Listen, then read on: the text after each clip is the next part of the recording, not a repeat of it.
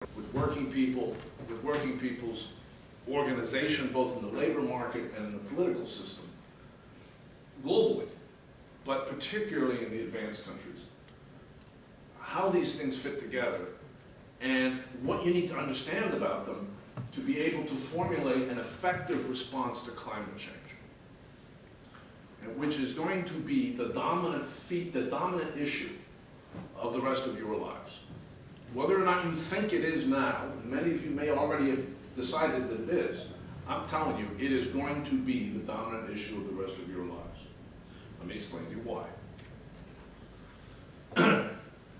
A couple of basic things.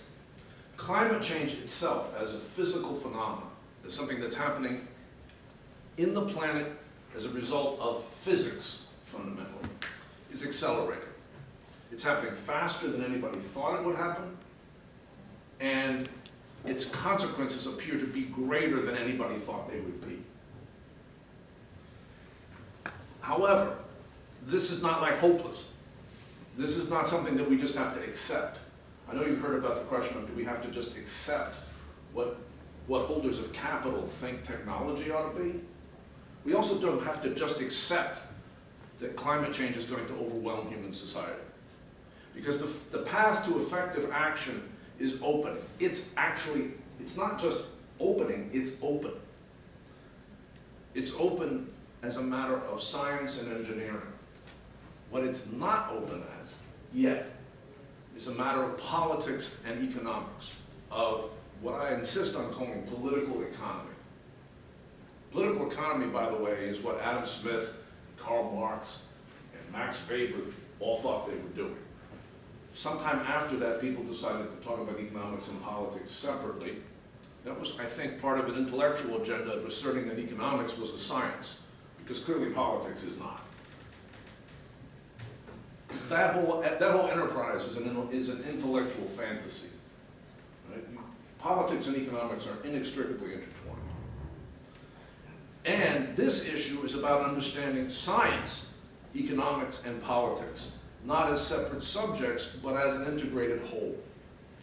And, coming to what you're interested in, seeing innovation not as new ideas out of laboratories.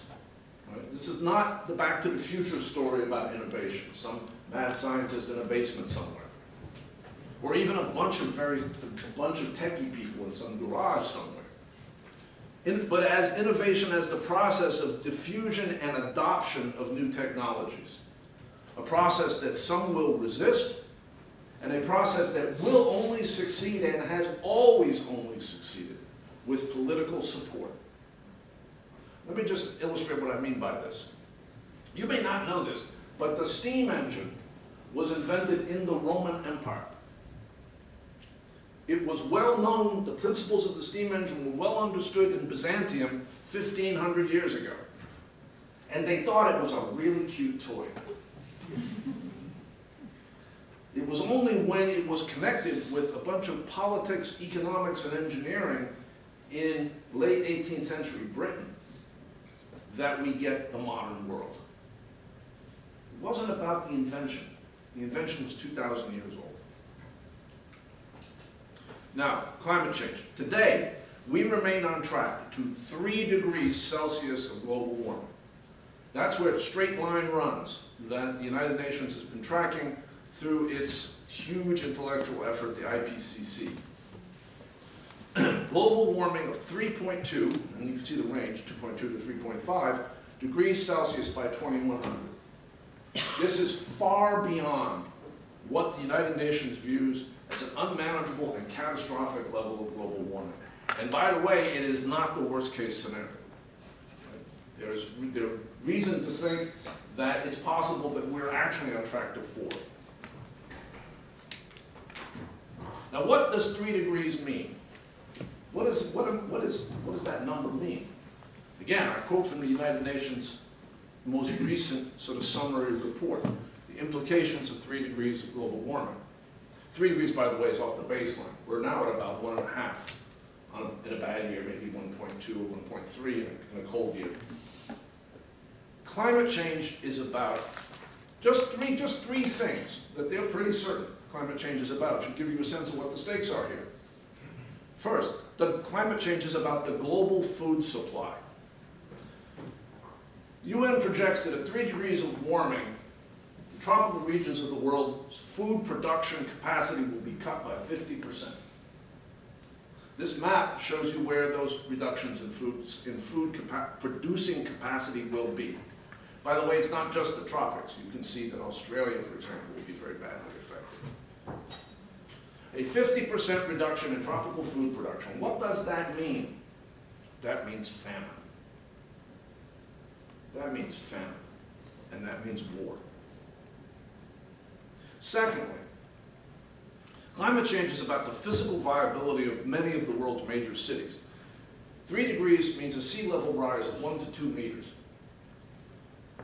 Think about the cities that you know that are near water. Some of them may be able to defend themselves by building seawalls, the Dutch solution. Others cannot. The geology simply doesn't allow it. And there are whole countries at stake here, most prominently Bangladesh. These two things, and a whole bunch of other things, mean that 3 degrees means a growing global migration crisis. That migration crisis is already underway. The events that all of you are familiar with that have led to increases in migration in the last 10 years, civil war in Syria, social collapse in Central America, a larger ecological crisis in the Sahel region of Africa, all of these things have climate roots. What scale are we talking about? The UN estimates by 2100, at 3 degrees, 1 billion climate refugees. Now think about the impact of the migration crises of the last 10 years. They are kind of roughly 1/100th that size. And economic disaster. For each 1 degree Celsius of global warming, the U.S. National Bureau of Economic Research estimates there will be a 12% decline in global GDP off of baseline. The National Bureau of Economic Research is the gold standard of economic research in the United States, perhaps in the world. It's orthodox, it's mainstream, it's establishment. 3 degrees times 12% is 36. What does that mean? The Great Depression was a 25% decline off of baseline. A 36% decline off of baseline is outside of human experience. At least lived human experience, at least anything we really know about. It's possible that the economic crisis of the 1840s involved a collapse of this kind. Otherwise, you have to talk about the fall of the Roman Empire. What does this mean? This means social and political crisis and war. Climate change, I'm going to give you some tools here. Climate change, for anyone who wants to tell you that the market is going to deal with climate change. People have been saying that for about 40 years. We're on that straight line to 3 degrees. Why have markets, financial markets, consumer markets, why have they been so ineffective at dealing with climate change?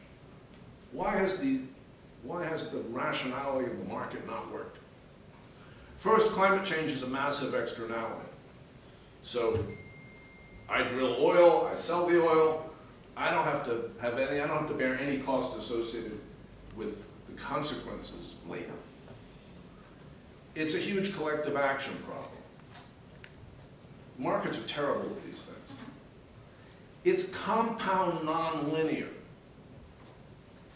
What I mean by that is that the rate of climate, the rate of the growth, the rate of global warming accelerates. As it accelerates, its impacts accelerate. You think you understand what's happening based on your past experience, but you're wrong, because it's a hockey stick ultimately. Climate change is backloaded. What I mean by that is that it's in time, it's going to happen later than a lot of us are going to be around. It's the full hit. By the way, not later than you're going to be around, most of them. And finally, climate change has unacceptable tail risks. When I was in business school, a very orthodox financial economist, very, very bright guy, said, you know, when you're doing financial management is all about risk and reward, right? You take risks, you get rewards. But you don't take the risk that you can't afford to have go wrong, that you can't recover from. Climate change is full of risks that we can't afford to have happen. I'll just give one example. There's something called the North Atlantic heat pump. It has a more technical name, which I can't remember. But it's the flow of water across the entire Atlantic Ocean, from the tropics to the Arctic regions. It's called the Gulf Stream, at the part of it that runs up the east coast of the United States and across by Iceland to here. It may or may not collapse for about 500 years at 3 degrees of warming. Most likely it will collapse. That is the conclusion of the Copenhagen Oceanographic Institute. The question is when. Nobody knows. When it collapses, for that 500-year period, this has to do with the melting of the Greenland ice cap. When it collapses, the climate of Western Europe, and particularly the United Kingdom, will revert to the mean climate of its latitude. And what is the mean climate of its latitude? Goose Bay, Labrador. Look up that place. That's the future. Right? That's a tail risk that we can't deal with. Now, what does compound nonlinearity mean? Compound nonlinearity means, this is a map of South Florida, the United States. South Florida is one of those places where the geology does not allow for a defense. Okay? There's no rock there. Actually, there is rock there. It's limestone. It's the west coast of Florida is actually just nothing, just sand. Underneath Miami is limestone. Limestone has this interesting property, which is that it's like Swiss cheese. It's full of holes. So you can't build a seawall on top of it because the sea comes under it.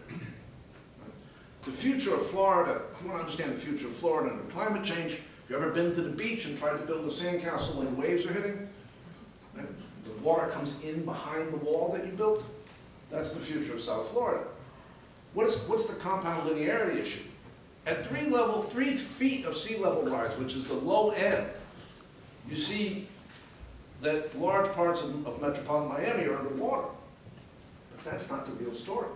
The real story is what has happened when you combine that sea level rise with the rapidly warming oceans and the strength of and frequency of hurricanes. Where does the water go during the hurricane? And on top of that is a non-scientific nonlinearity, which is the way the financial markets look at something like this. How do they look at it? You have today, not in 2100, not in 2050, today, you cannot get insurance for property that is not on the beach in Florida. And very soon you will be unable to get a mortgage, long before the sea gets there. Now, what is climate change not? Climate change is not a problem of dirty versus clean technologies. Dirty and clean are the wrong words. I just told you what climate change's impact's going to be. It has nothing to do with dirty and clean. The only issue is more or less carbon activated in the atmosphere. Talking about dirty and clean confuses things. Climate change is not an issue of personal morality or personal choices. It can't be addressed that way. It has to be addressed through political processes and large-scale engineering. And climate change is not an aesthetic issue. It is not about my preferring polar bears and your preferring jobs. But yet, climate change has been described by advocates of action on climate change as exactly these things. And that, in my view at least, is a fundamental problem in organizing human society to fight climate change. Because if climate change is these things, then hey, I actually prefer jobs to polar bears. Right? I mean, I'm not saying that, I haven't thought about it personally, but I know a lot of people who think that. And many people feel, rightly or wrongly, that industrial civilization is dirty. I prefer dirty industrial civilization to what my great-grandparents lived in pre-industrial civilization. But this isn't the right way to think about it. Now here's just a graph of what I meant by the path is open. This is United States emissions and GDP growth. And it starts in the COVID year of 2020 in 2020, which is not helpful because it's an anomalous period. But if you look at it, you'll see that while initially, before the Biden administration's investments in decarbonization, when you got economic growth, which is the blue line, you got emissions growth. But with the Biden administration investments coming online later in his term, in 2023 and 2024, you see you're getting meaningful economic growth. By the way, the British government would kill for 2.5% economic growth. And 2 years at 2.5%, I mean, they would just be ecstatic. But look, you see emissions reductions associated with that growth. This tells you that we can actually fight climate change effectively if we choose to do so. So as I said, climate change is a political economy problem. And the key thing you got to realize, and here I'm quoting from myself and my colleague and friend Mariana Mazzucato, the key thing is that to do it, we have to shape markets, not be shaped by them. And we need that integrated approach to climate change I mentioned earlier. Now, this is not happening in a vacuum. There are very powerful forces that do not want action on climate because it would not be good for them economically, at least in the short run. I think if you think carefully about what I just said about what climate change is, this is at some level irrational. But it doesn't matter, it's what they're doing. The market capitalization of the world's 10 largest oil companies is over $4 trillion. That collection of capital will not remain at that value if we take action on climate. By the way, it won't remain at that value if we don't take action on climate, because that value assumes the baseline of economic growth over the next 100 years. A 36% decline in GDP off of baseline will hit that capitalization just as would a program of decarbonization. It might actually be worse. We don't know. One of the world's largest oil companies, the Saudi-controlled Aramco, which is deeply tied in with the United States, accounts for half of that $4 trillion. The next two largest are U.S. firms. While the U.S. is the world's largest oil-producing country right now, thanks to fracking, fossil fuel production accounts for 2% of U.S. GDP. 3 of the world's major economies, Saudi Arabia, Russia, and Iran, depend on fossil fuel production for between 8 and 15% of their GDPs. And I think that's probably an underestimate for those countries, meaning that if you pulled the plug on actual fossil fuel production, everything else would fall and would cave in, or a lot of it would cave in, particularly in Saudi Arabia and Russia, less so in Iran. Think about this, think about what that would mean if you were running the governments of those countries and how you would behave. It is not a coincidence that the United States, Russia, and Saudi Arabia are sitting right now together trying to resolve the Ukraine war. It's not a coincidence that there is a Ukraine war. These 3 countries and a faction of America's governing elites, these 3 countries and a faction of America's governing elites are dug in on not acting on climate change. And that is something that has to be overcome through politics. Now, how long they can hold that position, given the physics of climate change, is something, again, we don't know. Now, what have we learned since 2020 about this issue? I picked 2020 because 2020 was when, in my view, the most important action to support, the most important steps to deal with climate change began to be taken, both globally, when the Paris process was sort of reinvigorated, and in particular in the United States. First, we've learned that certain kinds of initiatives, and there are examples of them here in the United Kingdom, are counterproductive because they undermine public support through inconvenience or cost without significantly contributing to solving climate change. They turn it into a question of personal morality rather than how we're going to produce economic growth through addressing climate change. Secondly, we've learned that in some areas, like transport, we have to expand our notions of market shaping to include both the role of labor. What do people get paid to work? Right? Manufacturing, designing, shipping, the new decarbonized technological base of our society. It's not just that issue, it's the issue of what do things cost to people. I'm going to come back to that in a minute. Right? But just think about this, I'll repeat it.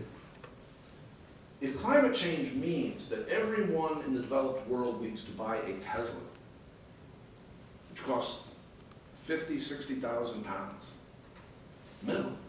I haven't priced a Tesla recently in this country, so I'm not sure, but I think it's no less than that.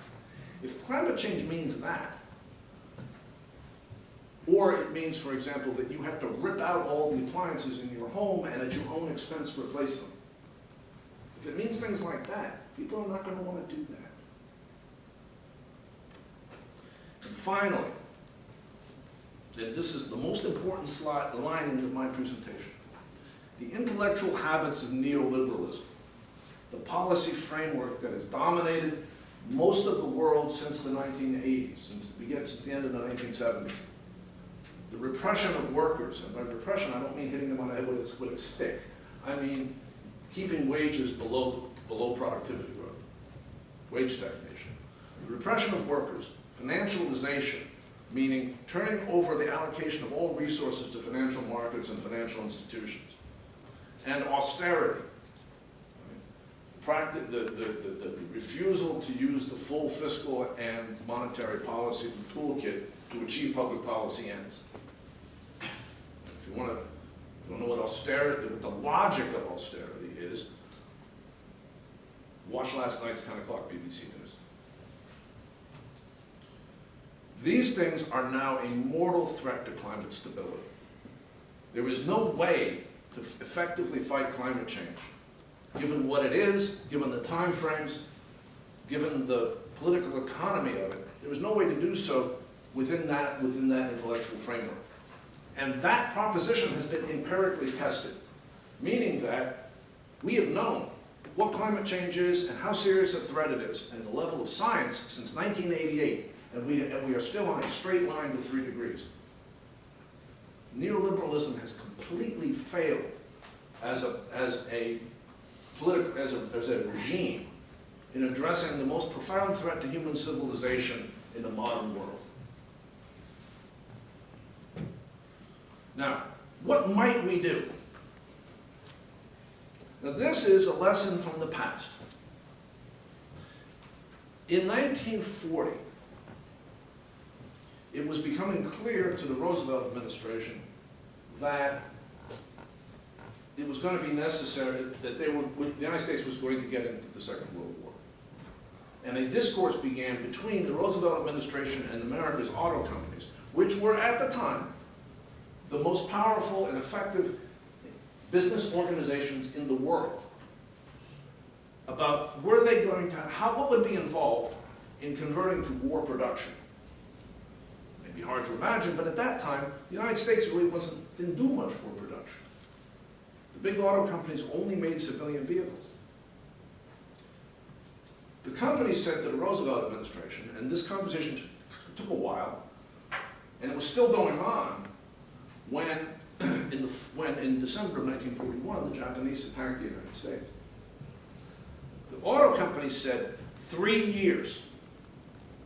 It will take us 3 years to retool to make warplanes and tanks and army trucks and stop making convertibles. 3 years. That, those of you who know something about the history of the Second World War, think about what that would have meant. The auto industry workforce had just organized into industrial unions 3 years earlier through a massive process of social conflict and factory occupation, which has kind of gotten lost in American history. It was called the sit-down strikes, but what it was really was what in Europe is called a factory occupation. The new leader of United Auto Workers at that time was a man named Walter Reuther, who was about 35 years old, which is a relevant fact in all this. He's a young man.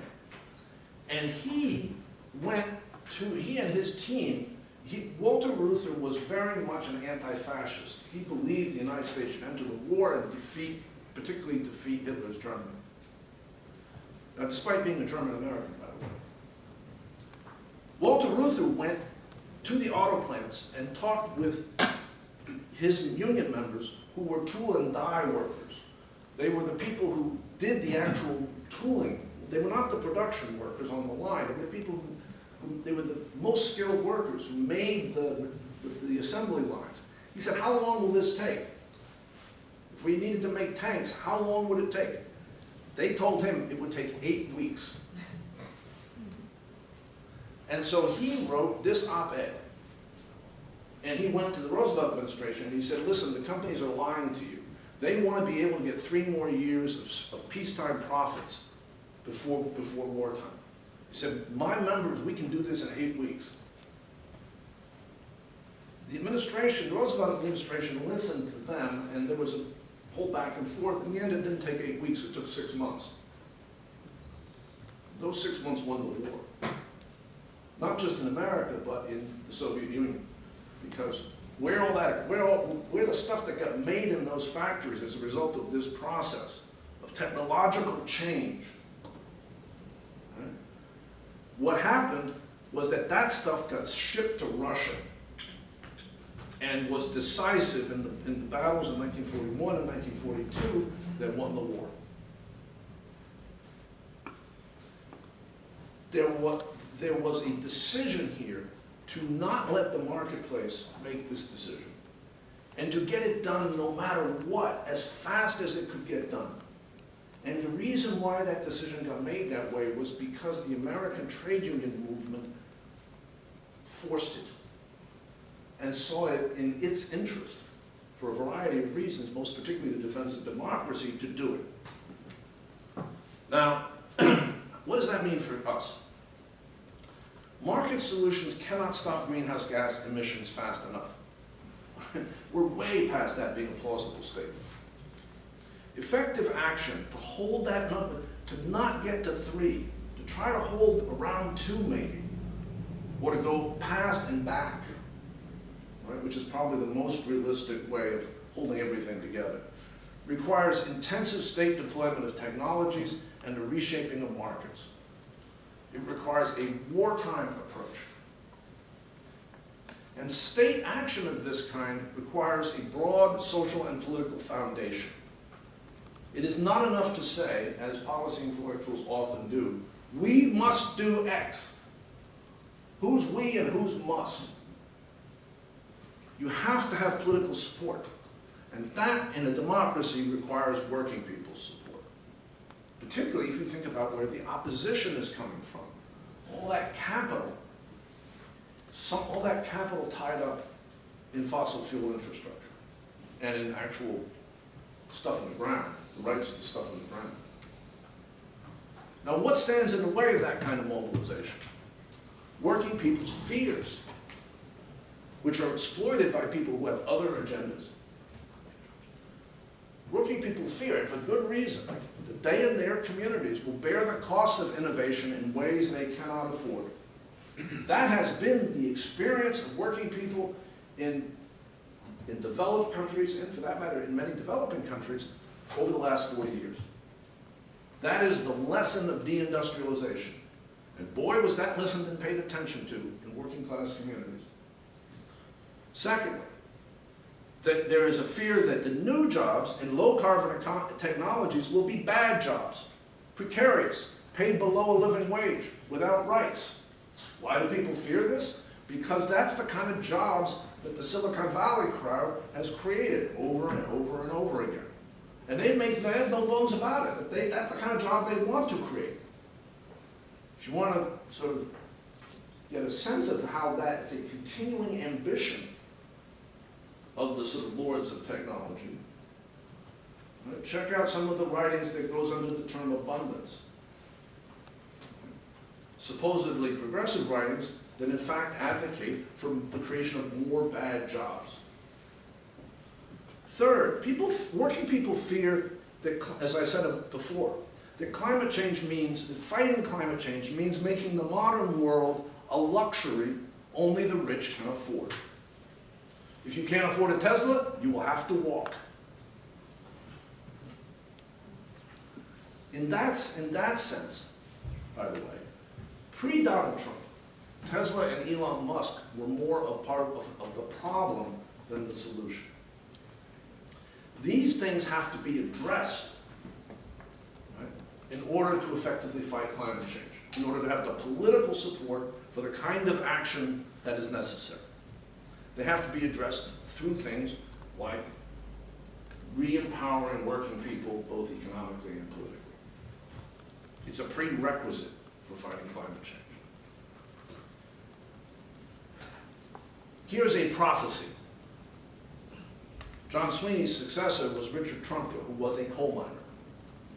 Richard Trumka said at a meeting of the UN Investor Climate Summit, at a meeting of people trying to organize to fight climate change. He was a coal miner, and he was at that meeting. He said, if there isn't a just transition to a low-carbon future, there won't be any transition at all. Now, some people looked at Rich Trumka, who was a somewhat forceful man, not like John Sweeney. He was not a modest sort of figure. He occupied a lot of space. And they looked at this quote and they said, well, that sounds like a threat.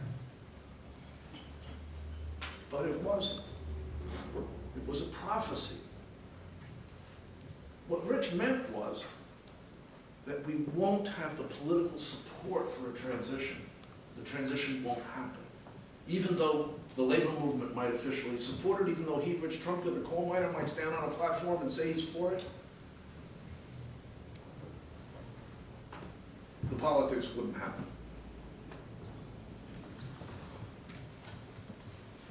This is, perhaps, I'm going to close with this. If we did it right, we'd see a lot of things like this. These are Volkswagen workers in Chattanooga, Tennessee on the day they won their union election. For those of you who have not been involved in the trade union movement and have not been party to either working people's victories or defeats in the context of the trade union movement, this gives you a little bit of a sense of the stakes and the intensity, what that's about, and why it is that it's so important in relation to being able to give people a sense of power, of efficacy, of agency in the world that enables them to see how we defeat climate change. And with that, I'll conclude.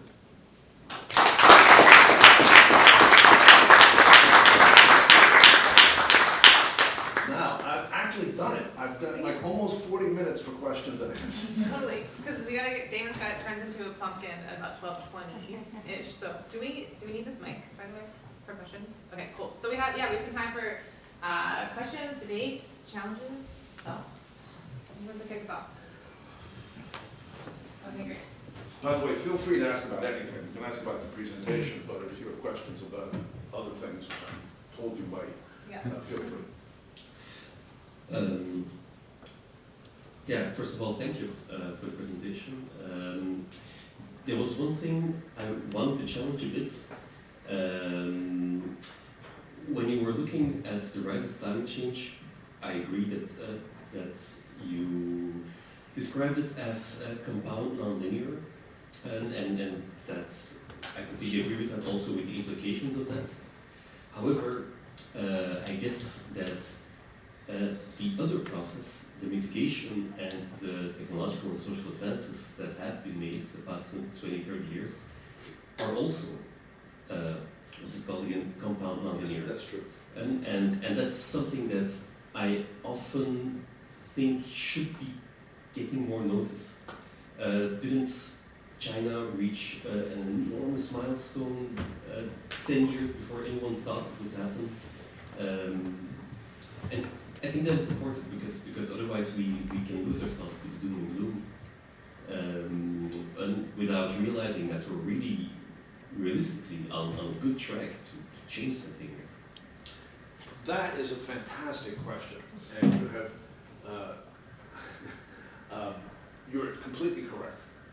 And I want to say a few more words about that. And I want to apologize because I thought about including a slide that made that point. And the slide that I had in mind was someone else's, and I felt bad about plagiarizing. So I didn't, all right? But that is totally right, and it is actually implicit in what I was saying. Okay? The thesis of my talk is that the problem in fighting, the challenge that we face with climate is not the challenge of having to invent some new technology previously unknown. We don't need cold fusion to fight climate change effectively.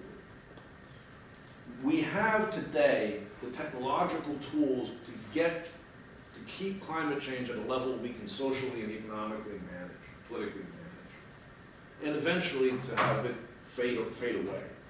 Right? What do I mean by that?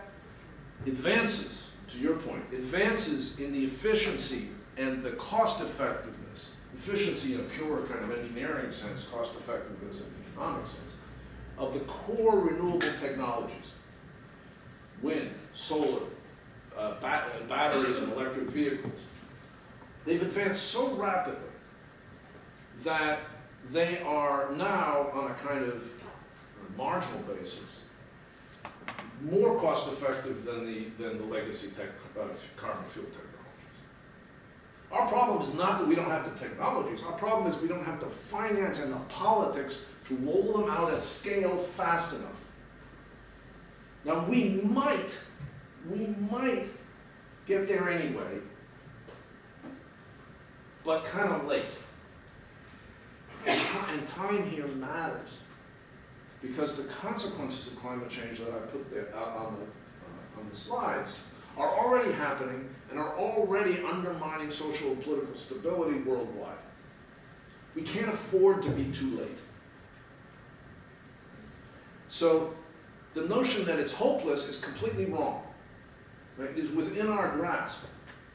And in this respect, it is like the Second World War. Many people thought in 1940 and 1941 that Hitler could not be beaten. And it turned out that he could be, right? With the right level of mobilization and the right level of willingness to fight. Climate change is actually similar to that problem. But it also requires the political defeat of those who would rather go off the cliff profitably. And by the way, defeating Hitler in the Second World War, defeating fascism, required the political defeat of those forces in the countries that were fighting them that were just fine with it. I'm sure you're aware that the political force in the United States that was just fine with Hitler was called America First. So thank you. Thank you so much for that presentation. So you touched on a point where you said the intellectual neoliberal habits are partly to blame for this of these oil-producing companies. And I wanted to ask whether there's more so a case of teaching laborers more Marxist theories that can educate them on how to respond to those, or actually using these technologies, because it sounds like the working class are the ones that have the potential to stop all this production. I think, how do I put this? So for starters, I just want to be clear about sort of where I'm coming from intellectually, okay? I'm not a Marxist. Quite familiar with Marx. I've read his major works. I think I think educated people need to read Marx. I think it's a very important figure in modern thought. And you can't really understand the society we live in if you're not educated in Marxism and in Karl Marx in particular and some of his heirs. But I'm not a Marxist. I do not think that his ideas about economic determinism are really good, are really accurate. And I'm very against, I'm old enough to have actually seen and been in Marxist-Leninist regimes. I'm not for that. The deeply, deeply destructive ways of doing things.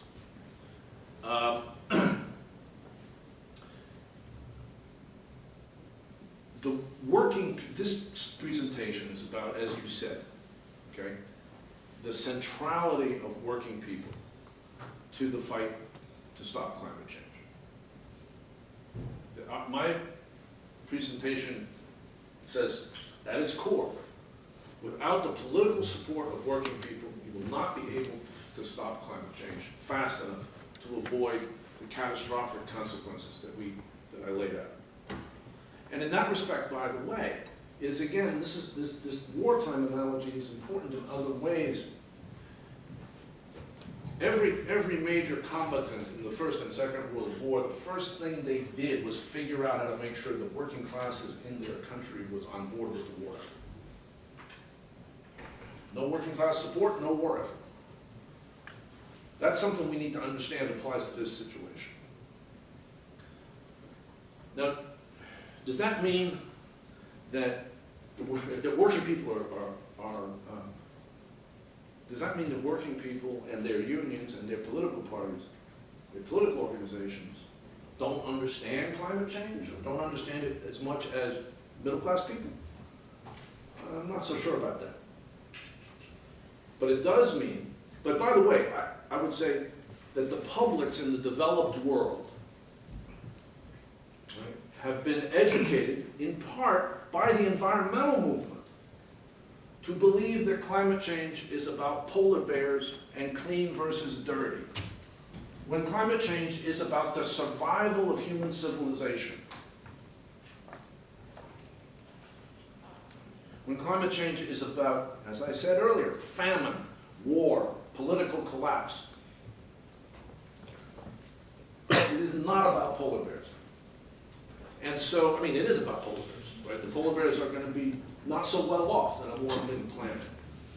But you can think whatever you want about polar bears, and you still need to understand that climate change is a fundamental threat to the well-being of yourselves and your family, no matter who you are or where you live. Right. Now, that's a problem that transcends class. Right? The fact that those kinds of messages, those narratives are out there, and they're sort of messing, and people are not making the right calculations. But I think that the issue involved in having working class support for action on climate change is a much more kind of basic sort of economic and political issue. And I think that's the gist of your question, right?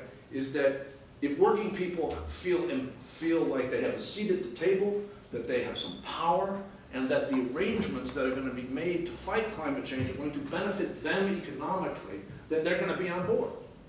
And if instead they think that like deindustrialization, that they're going to be made to pay for it, right, with terrible jobs and economic insecurity, while middle-class people sort of waltz around in their Teslas, it's not going to work.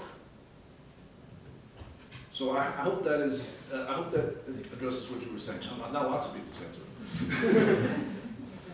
Yeah, thank you for your thoughts. I'd be curious to get your perspective, considering the proximity you've had towards the Democratic Party, which obviously is trying to put forward somewhat more progressive takes towards how we engage with climate and how we represent the values of the working class people. And, you know, obviously we have the current circumstance right now where it seems like that narrative has been wholly rejected, or at least reasonably by enough people, been rejected by the American population when it comes to how they should feel represented with that story. And so, for me, I guess the concern is if that narrative from the party that is most likely to put that forward in the States couldn't get that narrative to work, what guidance would you give to people to say, yes, let's challenge the social political economy and try to engage the working class? But it seems like a lot of the working class are preferring the America First narrative. So it'd be great to get your thoughts on what the future of that actually looks like, because the idea is great, but you know, we're faced with some tough challenges right now. Okay. Glad you asked that. That question is very much in front of us. I did not want to give a lecture about the current state of American politics, and certainly not the current state of the Democratic Party. but I'm happy to talk about it. So let's begin this discourse with the following fact. Right? Donald Trump won the presidency by 1.5%. Right? That was the popular vote. Well, that was the margin of his popular vote victory. Okay? It was very much of a piece with a whole series of elections in the United States, both congressional and presidential, that have been decided by tiny margins. And because of the way the U.S. electoral college system works, in fact, the margin was much smaller than that. Right? He actually won the presidency in 3 states, just like he did last time in 2016, in 3 states, in Pennsylvania, Michigan, and Wisconsin, by 20, 30,000. I mean, it's like the total margin is like about 100,000 in a country of 330 million. Now, he won fair and square, right, so to speak. I mean, our electoral system has deeply corrupt elements that were in play, but they were in play on both sides. Right? He won the election, but he won by this tiny margin. His opponents, Kamala Harris and Tim Walz, were the heirs to the Biden jobs agenda and the climate agenda, which was an agenda of public investment to drive decarbonization with labor standards. But they did not have the labor standards that President Biden's team had proposed at the beginning of his administration. In fact, there were no labor standards of any real consequence that applied to the long-term jobs associated with Biden's agenda. The CHIPS Act, the IRA, they had construction labor standards, which are very positive. And they had some kind of modest stuff around job training in the CHIPS Act. But they didn't have fundamental labor standards for the manufacturing jobs that were being created. Now, why didn't they? They were in the initial bill. They didn't because 2 Democratic senators, Joe Manchin from West Virginia and Kirsten Sinema from Arizona, blocked them. Not Republicans. Now, by the way, no Republicans supported them. Had any Republicans in the Senate supported them, they would have passed, because they just needed one vote. Now, this reveals the deeper problem. There is a conflict in the Democratic Party, which is now extremely visible, over whether or not the Democratic Party is a neoliberal party, right, or what I would call, for lack of a better term, a neo-New Deal party. A party that is in the spirit of Franklin Roosevelt and Walter Reuther and Martin Luther King, or a Democratic Party that is, I don't know, pick your financier, in the spirit of J.P. Morgan, the individual and the firm. Now, I'm friendly with the firm J.P. Morgan, but my point is that it's a different kettle of fish.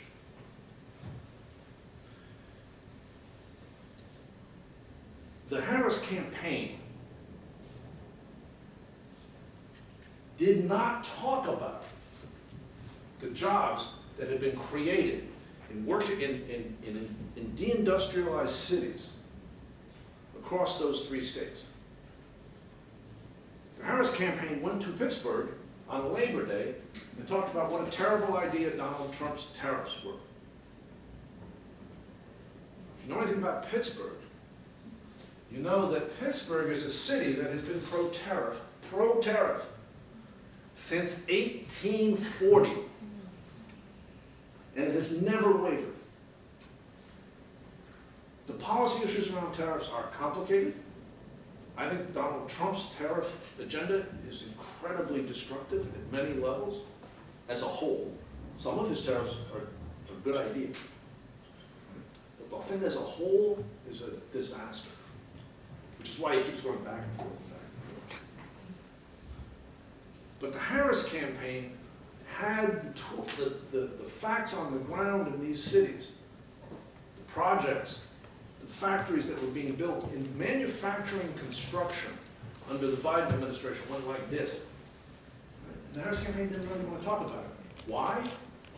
Well, you have to ask them, but it might have something to do with the very large role of tech billionaires in funding that campaign.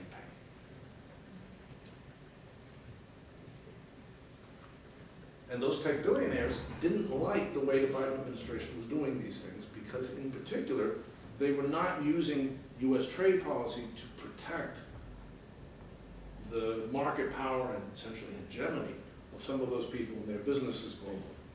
And they didn't like the Biden's antitrust policies, and they didn't like the public investment policies because it took away opportunities for them to do things they thought were profitable for them. They did have the advantage of actually being effective at fighting climate change. But for the people that you guys are studying, that actually is not so important. Some of them think they can go to Mars. That's a sketch of the answer to your question. I'm happy to talk about it further if people have follow-up questions in that space.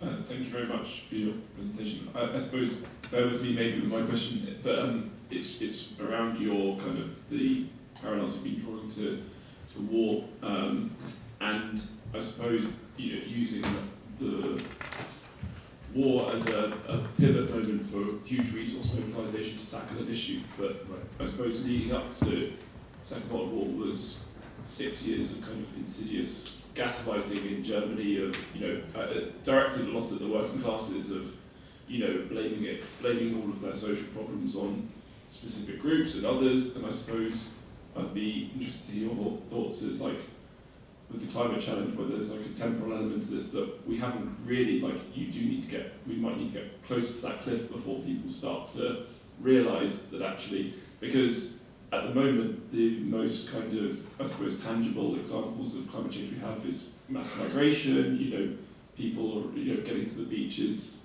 on the north of Africa and trying to get to Europe, and actually politicians saying,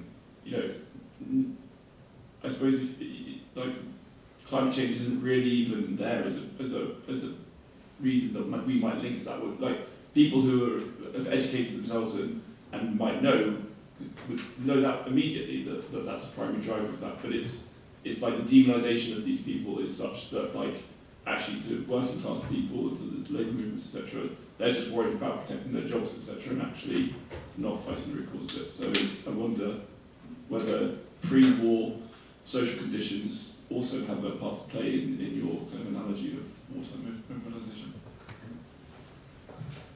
Well, that's like the other questions, that's an excellent question.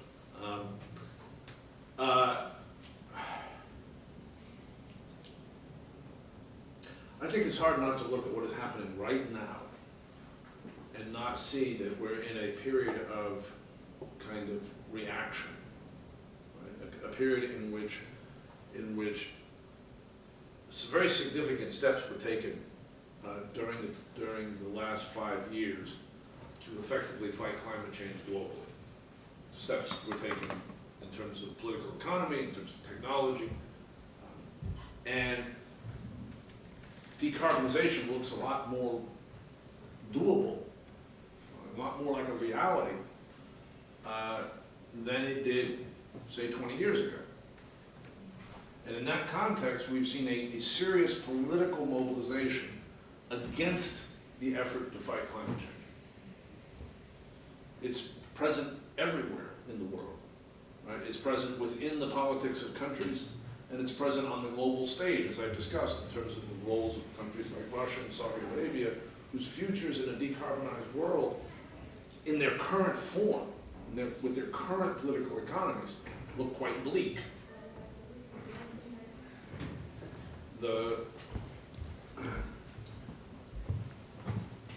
So we seem to be in this kind of period of reaction. But meanwhile, the physics grinds on. The mole keeps digging. And the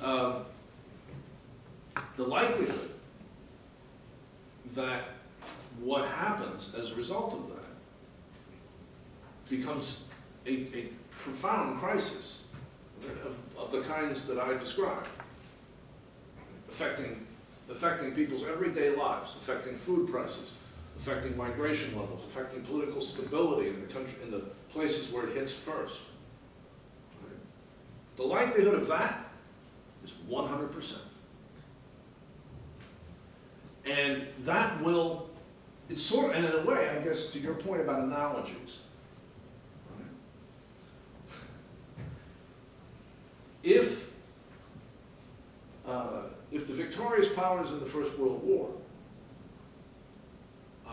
or slightly later in the 1930s, the victorious powers in the First World War and the Soviet Union had effectively acted to deal with Hitler at any of the various moments where he signaled exactly what he was intending to do, right, it would have been a lot easier. A lot fewer people would have been killed. Right? To stop him at for those of you who are not familiar with this, to stop him at the Saar, or to stop him at the remilitarization of the Rhineland, or to have stopped him at the Sudetenland, or to have stopped him at the Anschluss in Austria, right? A few thousand people would have died. Instead, we lost 40 million. Climate change is like that. Right? Climate change is like that. We wait, it gets worse, and it gets worse non-linearly. So I would say, yes, the analogies you're talking about are kind of right. Now, you do not have to. I think that the scapegoating, I think the reemergence of racism as a legitimate form of discourse in global politics, which has occurred over the last 10 years, very substantially in the United States, but not only in the United States, is one of the most evil things that has ever occurred in human history. Because we know where this leads. We know where this leads. It's not as if we can say that we don't know where racism led in the 20th century, and in the 19th century, and in the 18th century. And I think the scapegoating of immigrants is at the center of that.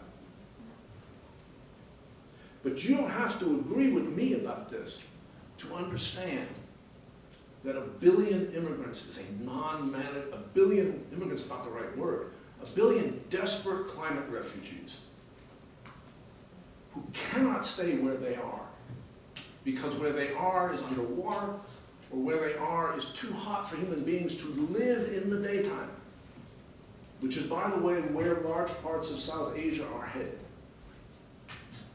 You don't have to agree with me about immigration to understand that 1 billion people who must move, right, is going to destabilize everything.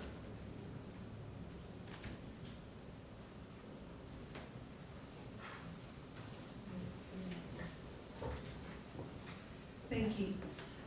I'm trying to move to the more positive side, I guess. There's lots of positive sides here. I feel like we have to, the alarm must be sounded, but there's lots of positive sides here. There is a much better future to be had. That's really good news. So, going back to the graph that you showed between economic growth and emissions, and 2023 was a year where I believe that it was really standing out. So I do wonder whether there's any particular conditions which appear that year, and were there any big wins that could be replicated so that we move in that direction going forward? All right, so first, that's a fabulous question, and I don't know the answer fully, right? But this graph is, so this graph's the United States, right? But it's my understanding that the data is not as good everywhere in the world, but we are seeing, to your question, we are seeing this huge ramp up in investment around the world in renewable energy, particularly in the power grid, right? Which is, by the way, the critical thing. The power grid is, in this fight, the power grid is everything. Right? Because you can't really transform transportation without transforming the power grid. Right? Electrifying cars is no good if your electrical system is powered by coal. Right? So you have to transform everything. You have to transform the power grid to transform everything. What happened in 2023 in the United States? As best as I can tell you, what happened is that there was a great deal of economic growth was driven by public investment during this period, more significantly than in the past. And that public investment was very substantially around things that reduced carbon emissions per unit of economic activity. So obviously, putting solar panels and wind online does this. But some other things do it too, which again go to this thing of like clean and dirty and nice and mean, this environmental discourse that I think is unhelpful.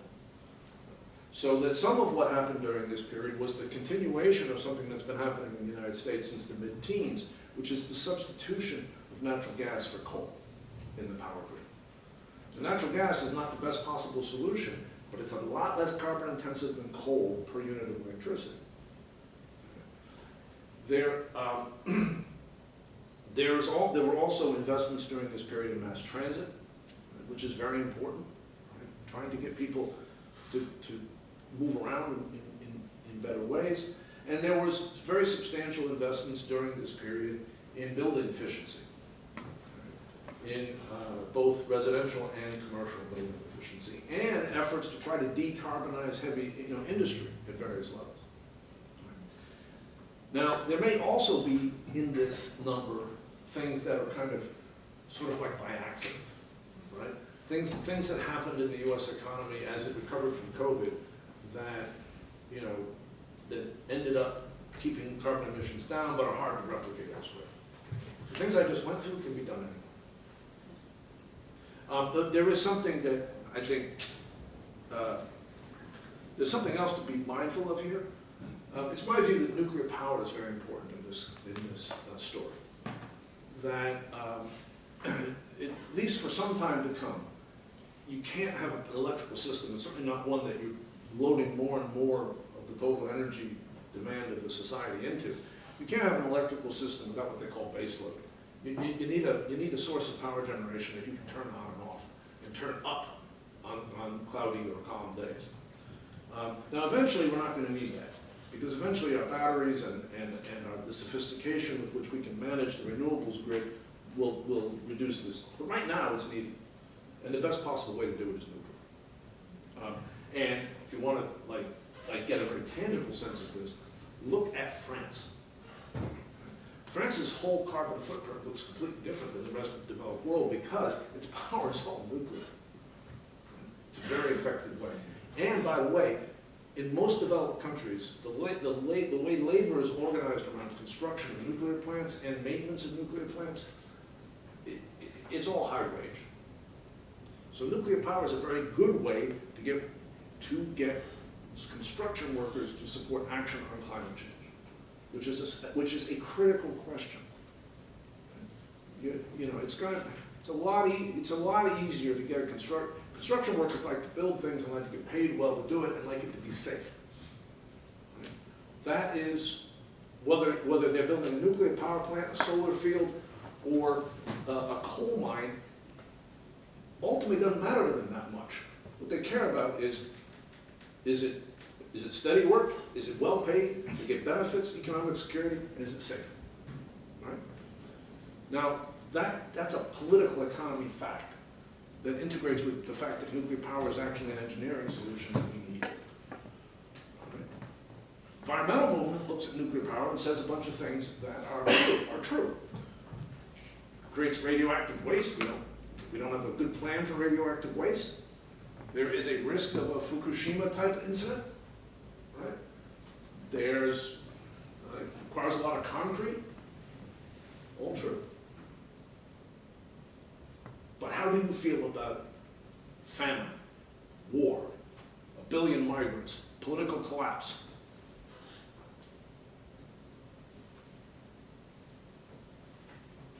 Okay, let's do both your questions right now, because then Damon has to walk out of your lane. Ooh, I shoot up all the time. Yeah. Should we wrap it up now? Can we wrap it up now? Okay, there's just this invisible object, which is a train, has to be on. So, yeah, but I could take. Okay, both these are questions, and then we'll get some comments. Okay, maybe a bit of a sort of pragmatic question on messaging and organizing. So, Pittsburgh reference, I was, in the lead up to 2016 election, I was working in Pittsburgh for the Boy Scouts. I was actually living in Johnstown, PA, which for the first time in 90 years voted for Trump voted for a non-Democrat in a very, very heavily unionized area.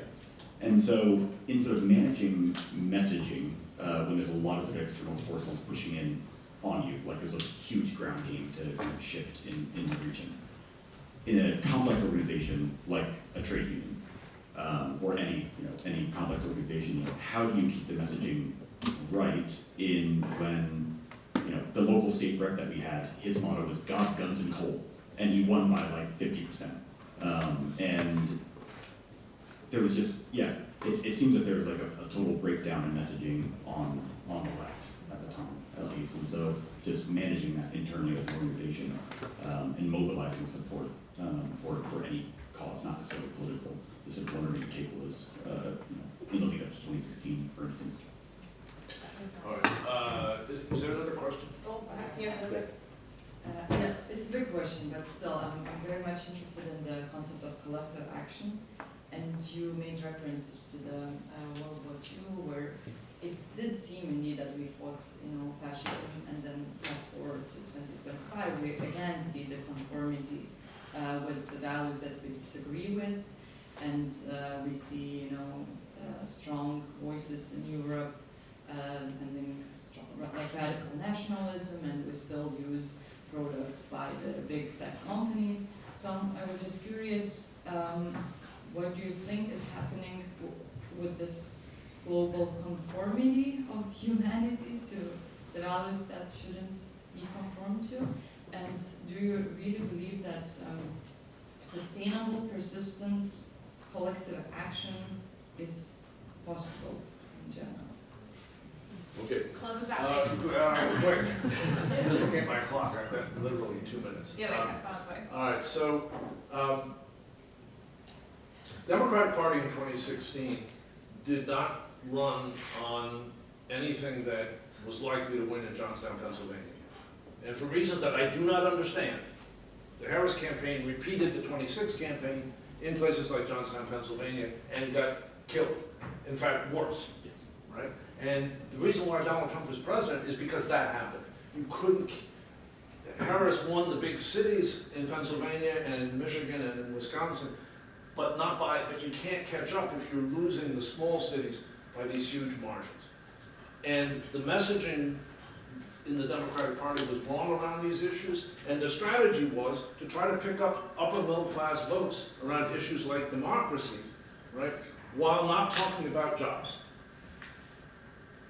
I don't understand why anybody thought that was a good idea. I don't understand why they thought it was a good idea in 2016, and I don't understand why they did in 2025 or 2024.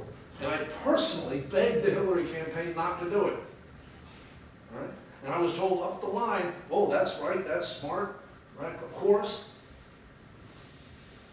Like I said, political economy. Political economy. Who is paying the bills? I think that answers the question. All right? Certain kinds of arguments, certain kinds of discourse that would have won votes in Johnstown, Pennsylvania, were not popular in Palo Alto. And that's why we have an imminent threat of fascism. Just as clear as can be, in my view. Collective action, there's another word for collective action. That is democracy. The reason why I talked about Walter Reuther is because that was collective action. Right? The defeat of fascism in mid-century was about the ability, in a lot of different circumstances, of a lot of different people, not just working people, to realize that what we were dealing with was evil and it had to be destroyed. And to act collectively. And to believe in democratic institutions. And most importantly, which is why I showed you that last slide, to believe in themselves. That possibility is always present. Right? And it can be sustained. But it can't be sustained by passivity. And it can't be created, or it has to be organized, and markets will not do it.